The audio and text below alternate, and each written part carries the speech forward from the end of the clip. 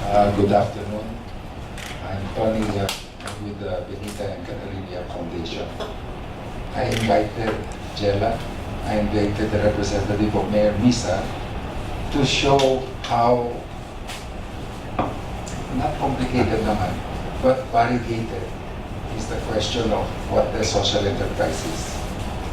I was telling Pies about 6-7 months ago that this event should happen here, so we are co-sponsoring this event. This is our 7th social enterprise roundtable in 5 years. So let me tell you what happened there. By the way, in between, Lisa Taknay called me and asked me to speak to the ASEAN Association of Social Entrepreneurs. And at that time, I tried to share with her some research we had done on how we were defining social entrepreneurship. Okay.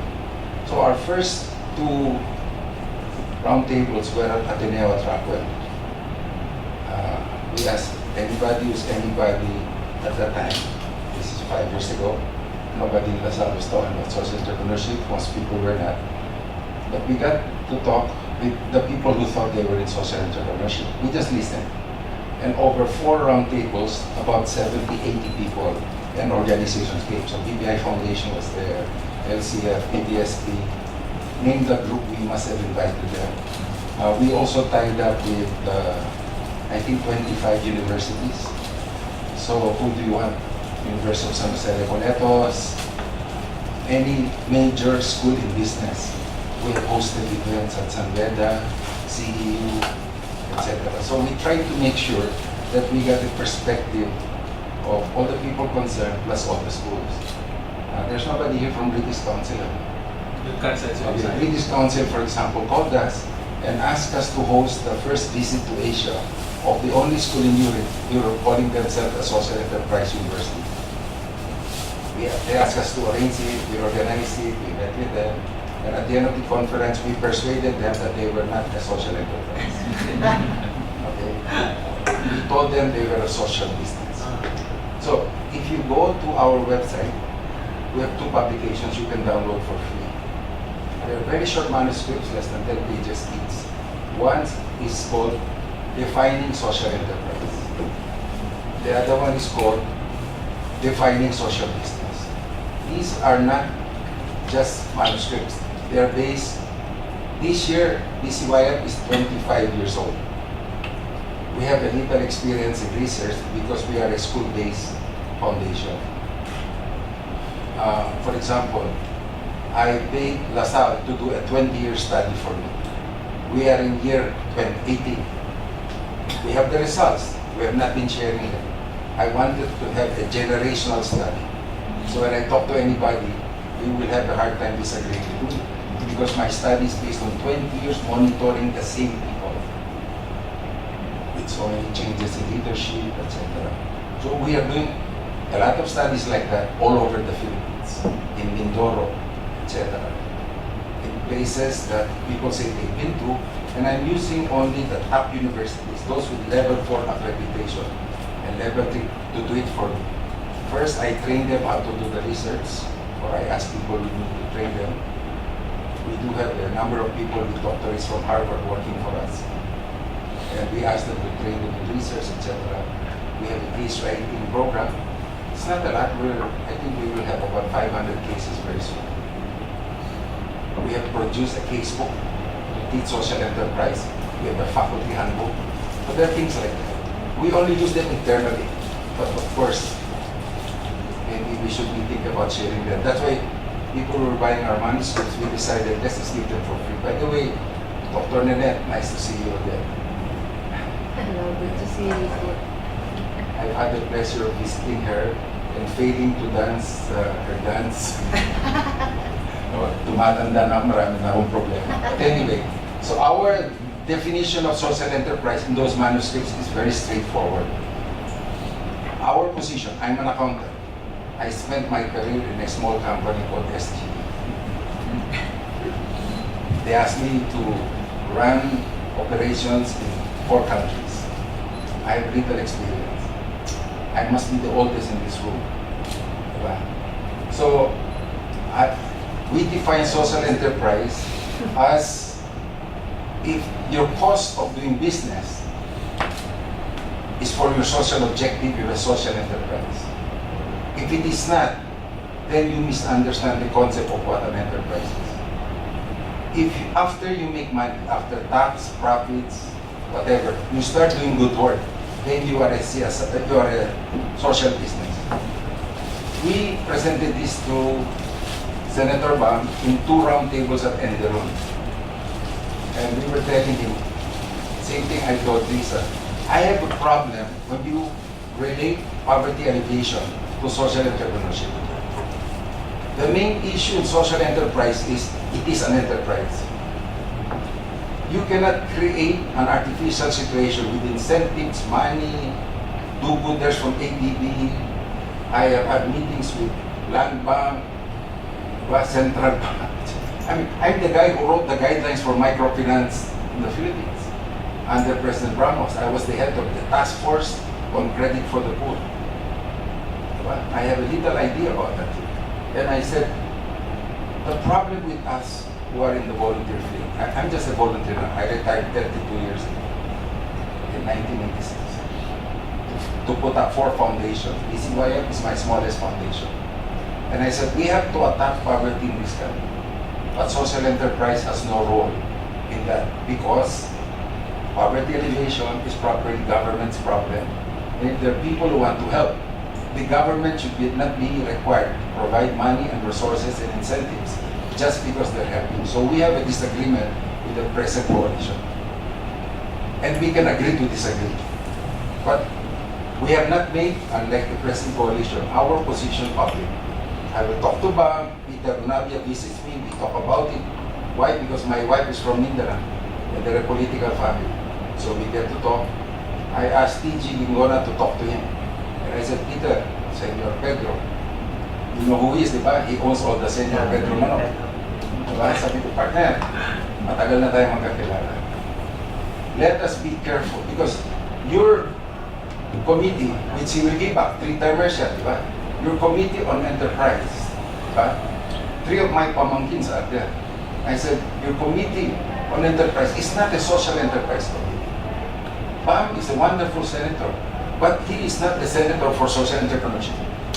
Your job is to take care of the legislative requirements for creating a better nation so that all of us who are trying to do our own contribution can do so. So we have a challenge in social enterprise, I said. That's why we ended up with those manuscripts. Not that we are right or better than anybody, but at least DCYF says, this is what we stand for. You can totally disagree with us, and that's fine. But let us have a basis for the discussion. And let us do the arithmetic.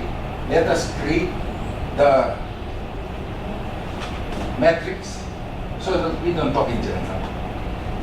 Years ago, 40 years ago, LaSalle asked me to teach entrepreneurship in the MBA program. I nearly failed the entire class because they forgot that entrepreneurship is business. Maybe 90% of those who go into business, or 95%, for the first 2 to 5 times will go bankrupt. And we cannot have bleeding hearts for people who fail. Business is business. You want something else, put up a foundation, put up a corporate, do something. But for business, it's different. And I think when we talk about social enterprise, we forget that this is still an enterprise.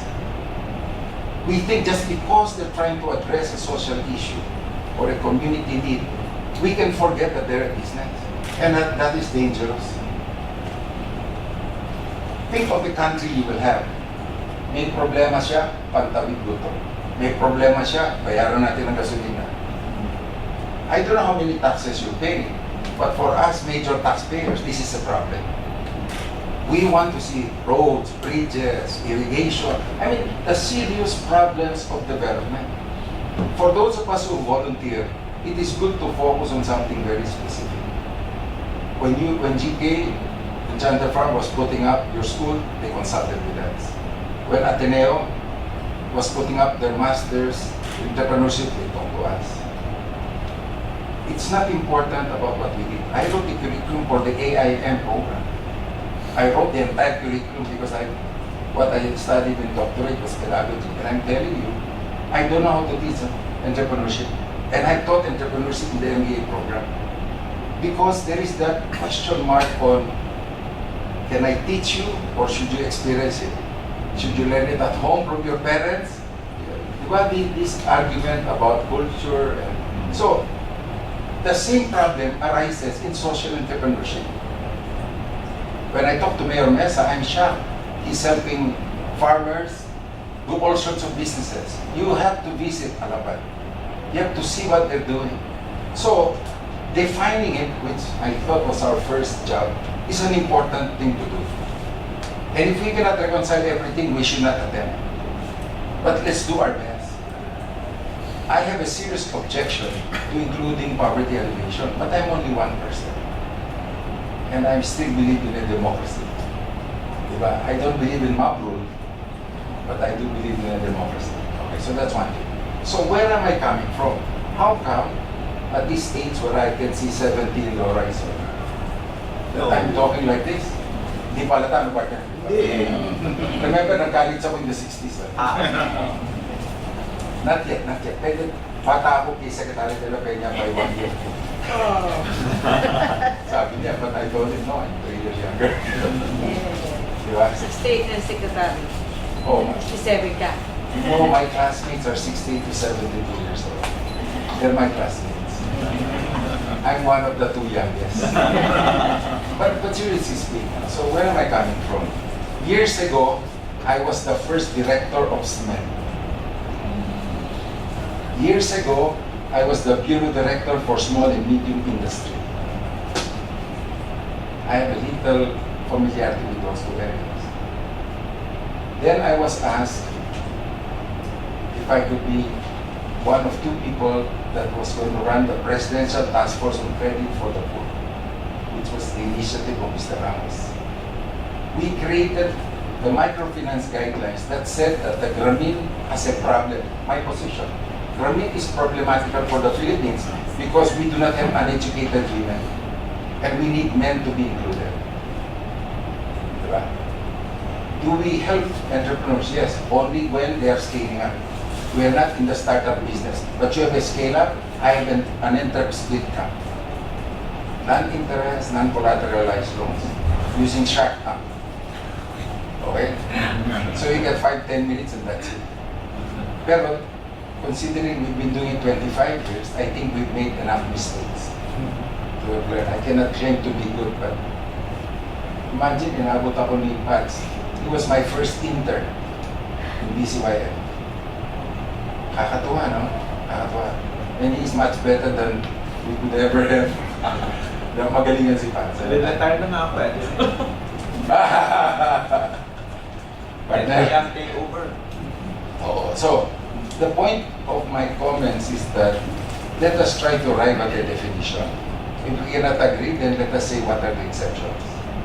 2, hopefully you will consider that whatever we agree on will result in a research agenda, which I agree with, and we know the people who can support this research agenda. 3rd, that when we attempt to define both the research agenda and the definition, we agree on what are the priorities of social entrepreneurs. Remember, there are bills being discussed in Congress. We are ready now to present more signatures than you can imagine objecting to your bill. I have just been holding off because I don't want to be contrabida. You have to understand. No, sir, you know why? I'm the immediate past national president of COCOBEM. Okay. That means there are 10,000 private schools in my group, of which 700 are active. We have 4 national associations. We're the guys who created the 8-teacher party list and one of the 4 signatories to that party list. Because we decided we needed our own advocates. Why don't we have a social enterprise party list? There's so many people who've been telling me, and I said, you know, so long as there are other people who will do it, our team, all 4 of us who signed, none of us can ever recommend whoever will be the nominee congressman. We've never nominated either one. No relative, no friend, and not from our organizations. So yung unang pinili namin, taga Davao. Wala, hindi pa presidente ng Senado. And then, puro mga taga-provincia never heard. yung 17, 18 million sabi nyo, ito ba sila?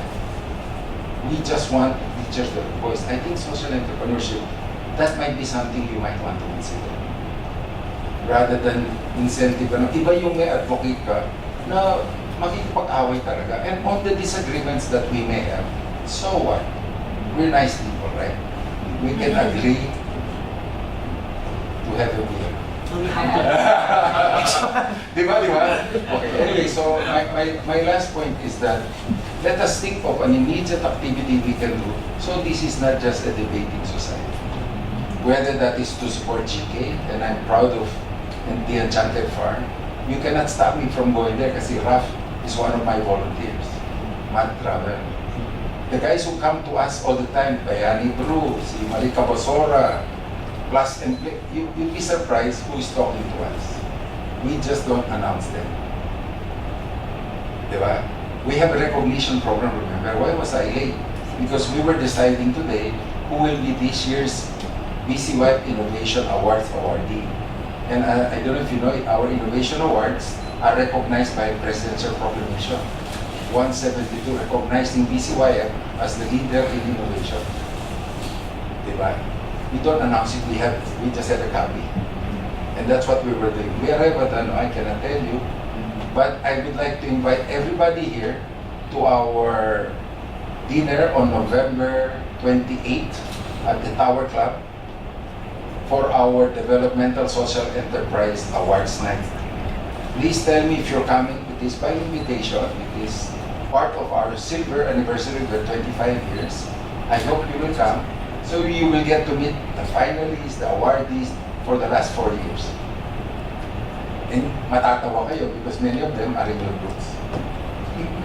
Diba? Kasi we're just encouraging people. Diba? Please come. At the very least, siguro masarap yung pagkain kasi nakita ko naman yun. Kung hindi, magreklamo tayo. No dress code, friends, no dress code. The only requirement is you have to bring a jacket. I don't know about short pants pero alam ko you have to bring a jacket at the Tower Club. Pero I told them, ako personally, I don't want a dress code. I like wearing shoes without socks. Nahiya na ako kanina ng socks ako. I'm from that generation that doesn't wear socks. Diba? Mabaho talaga mga paa namin. So thank you very much for coming on behalf of BCYF. And I hope that the additional food will come soon. Thank you, Tony.